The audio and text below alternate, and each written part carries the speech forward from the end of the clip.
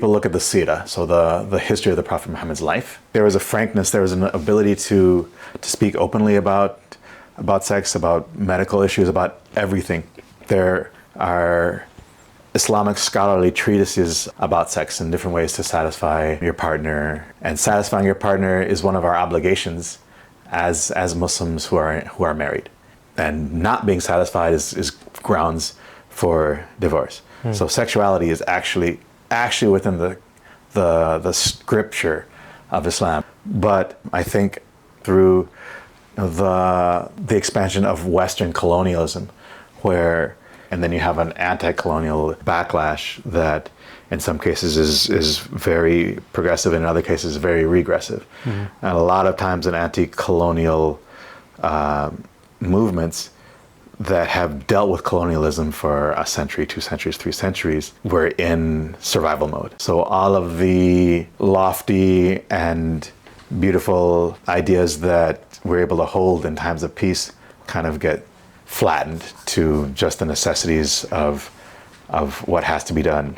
Okay, men have to protect women and children, and we're going to be on the front lines, and we need women to be the educators, and so like gender roles become stiffer.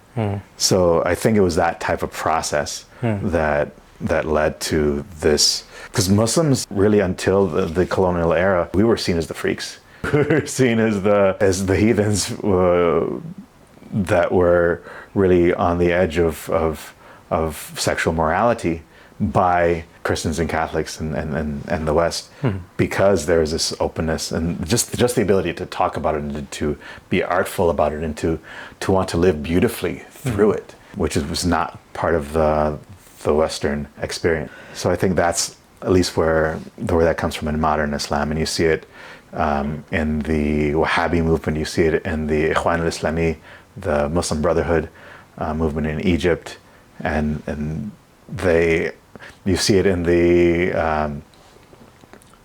Iran, in the Revolutionary Islamic Republic, that they are all these anti-colonial reactionary movements that are living through war, even though now it's peacetime.